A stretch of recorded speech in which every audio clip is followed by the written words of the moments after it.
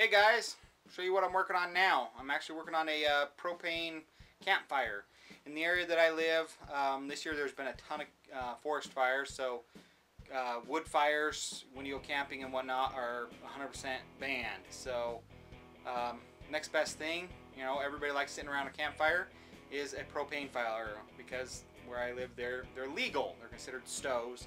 So anything that runs off propane, you're okay to build. So I'm going to show you what I did. So this is what I started out with, 14-inch steel rim, and this was actually off a Volvo. First I modified it slightly. So what I did is I actually put a protective ring around it, you know, just like a stove would have a handle or something like that that doesn't get as hot. And so this will get hot, this won't. So if a child or something comes up and bumps against this, this isn't going to leave a nice tattoo on them. So we did that, welded a handle on there.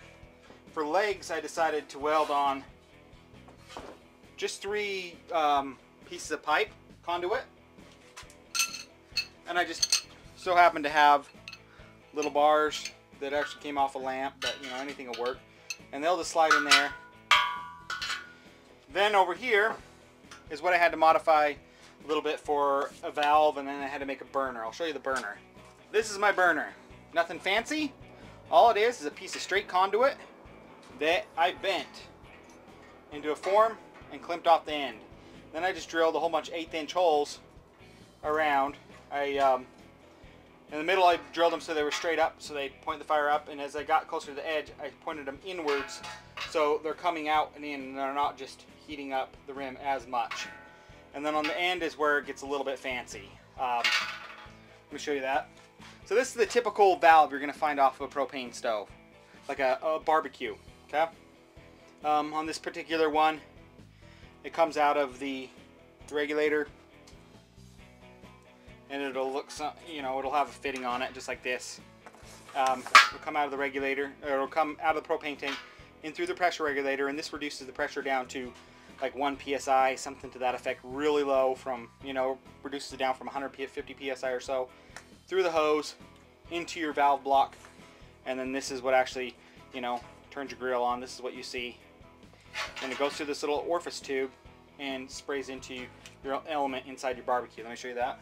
This is actually a barbecue, like a replacement barbecue unit, but it gives you a good example of what it looks like. All it is, this is actually split down the middle and blocked off. There's 2 chambers, one for, you know, this valve would operate this side, this valve would operate this side. And then there's your hose, your tube. This tube would bolt on, say right here, and then there's a little block off plate. This is like an aftermarket one. You bend this over, and then this slides onto there. Okay?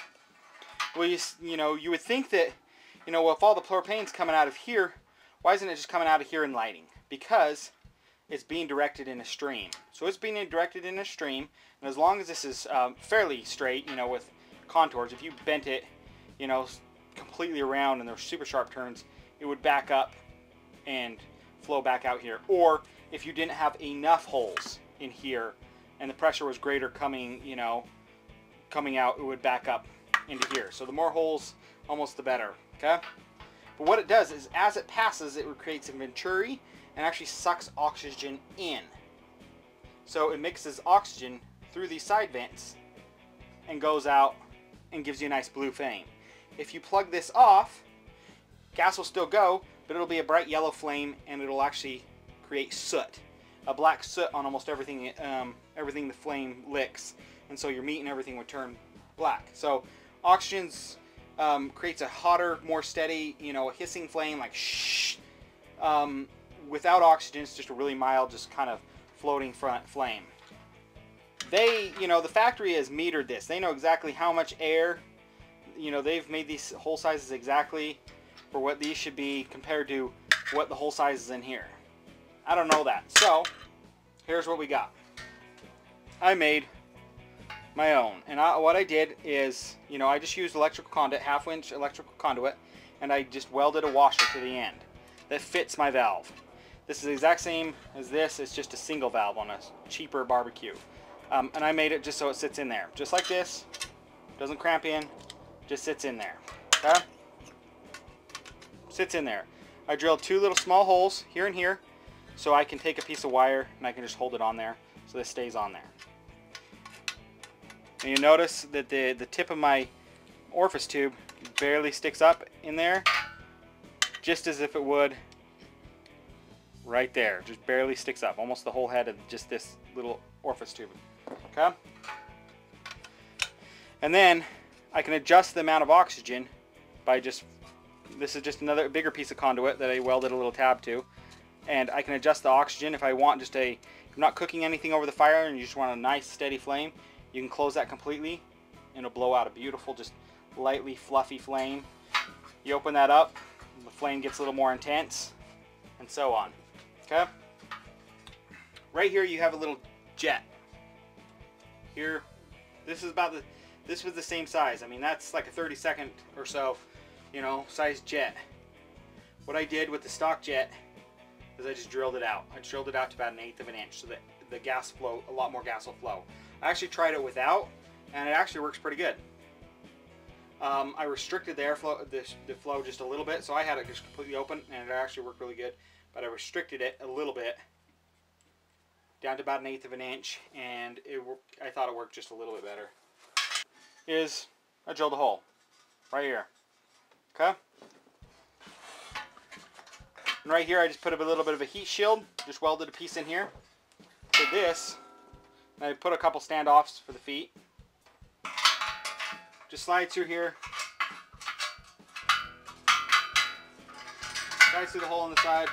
A couple little standoffs. Just sits in here, so it sits. Because when it heats up, the pipe will actually expand and try to open up a little bit. So that's why I got some standoffs in there. Okay. And then you got your pipe just sticking out. And depending on your valve, so this valve, the way it attaches was just a bolt right there. And so I got my bolt just sitting on a little welded tab.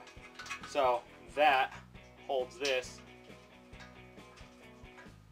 Perfect. So let me tighten that down. And then once that's in, that just slides right there. Holds them exactly how they should be.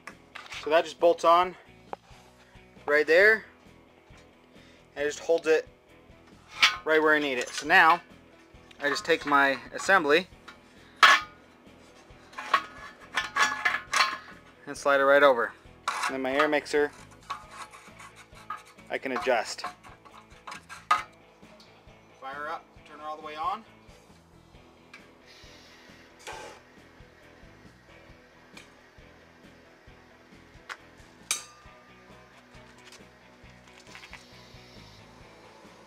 You notice that the flame right now is pretty intense. That's because I have the oxygen open all the way. So if I close the air bleed, a lot more lateral heat gets put off. Like out here I can feel a ton more. But it'll put off soot. And I don't know if you guys can see, but if you put something in there, it would get sooty. But the nice thing about this fire is it puts off a lot of lateral heat. Now let's open it. You know, you can blend it. Open up the air bleed. The flame gets bluer down there. I get less heat this way, but a lot more usable heat up. You know, create a lot more BTOs. Plug it. Off. Hey guys, there you go. That's what I worked on last night. You know, comment, rate, subscribe. Click the little button up there. See you guys. Talk to you soon. Bye.